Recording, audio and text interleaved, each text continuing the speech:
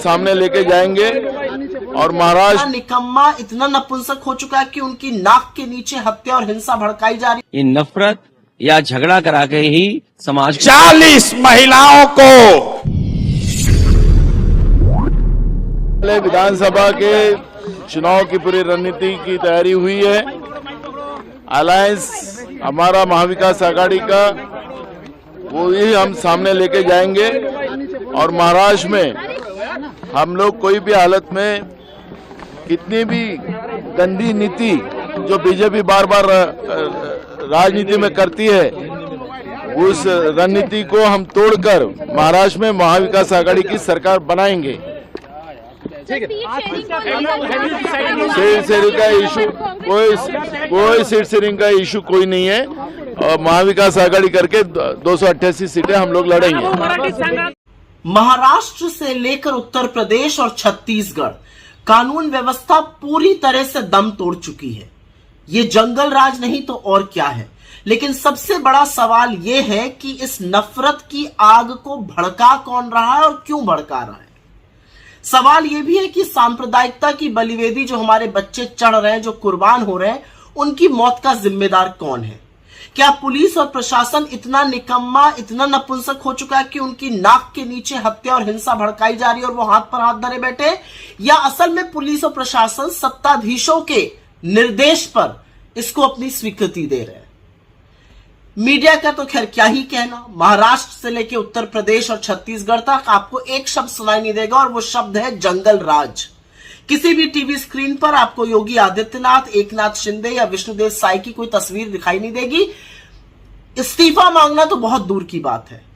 इसलिए आपके जो बच्चे नफरत में झुलसाए जा रहे हैं, ये जो बड़े बड़े नेता आपके बच्चों के हाथ में तमंचे और तलवारें देकर उनको धर्म का स्वयंभू रक्षक बना रहे हैं, याद रखिएगा कि इनके बच्चे अमेरिका और यूरोप की बड़ी बड़ी यूनिवर्सिटी में पढ़ रहे हैं, मोटा माल कमा रहे हैं और शांति से रह रहे हैं।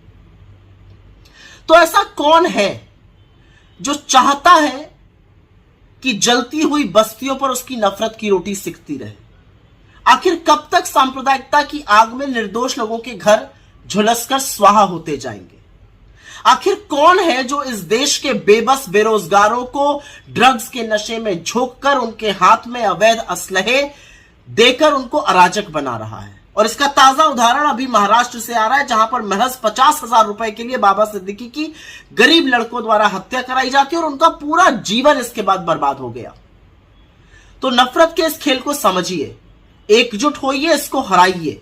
अगर नहीं हराइएगा तो बहुत देर हो जाएगी, क्योंकि ये आपके बच्चों के भविष्य के बारे में है। उनके बच्चे बहुत सुरक्षित हैं, बहुत समृद्ध हैं और बहुत ठिकाने से लगे हुए हैं। ये अधिकार किसने दिया पुलिस को? ये शासन प्रशासन पूरा पता नहीं किस दिशा में काम कर रहा है, किसके निर्देश पे काम कर रहा है। इसकी लगाम तभी लगेगी जब ये सरकार हटेगी तब। बीजेपी के विधायक आज सतीश महाना से मिलने आए थे, दर्जन की संख्या में, और न्याय लखीमपुर वाले भी। अब न्याय तो मांगेंगे जब एफआईआर नहीं दर्ज हो रही, तो न्याय ही मांग सकते हैं जब एफआईआर दर्ज नहीं हो रही है। ये तो कानूनी अधिकार है। और कम से कम जो चीज सबने देखी, किसने नहीं देखा कि विधायक जी की बहुत पिटाई हुई और एक ही नहीं पड़ा, अगर गिनेंगे तो कई लोगों ने उन्हें मारा है। पुलिस ने भी मारा है उन्हें, पुलिस ने भी कपड़े खींच लिए उनके।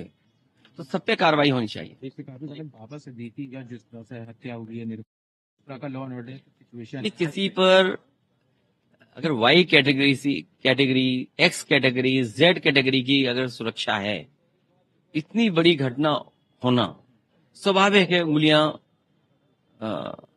खड़ी होंगी।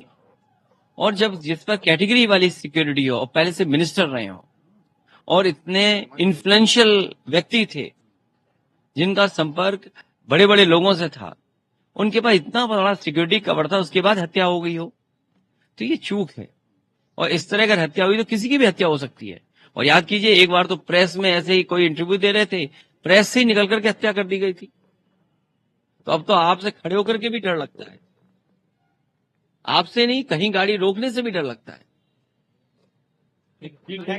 आपके बीच से, यहां सभागार में बैठे हुए लोगों के बीच से जो आगे बैठे हैं वो भी और जो हमारे साथ मंच पर बैठे हैं वो भी, एक नहीं, दो नहीं, 10 नहीं, आपके बीच से 40 महिलाओं को विधानसभा में जिताकर अगले साल भेजेंगे। 40 महिलाओं को विधानसभा में भेजने का ठेका आपने भाई बनाकर अपने भाई को दे दिया। पैसा नहीं है तो कोई बात नहीं है, आपको राजनीति नहीं आता है तो कोई बात नहीं है, चुनाव लड़ने नहीं आता है तो कोई बात नहीं है। पैसे का चिंता, चुनाव लड़ने का चिंता, राजनीति का चिंता अपने इस भाई प्रशांत किशोर पर छोड़िए और अपने बच्चों के लिए खड़ा होइए।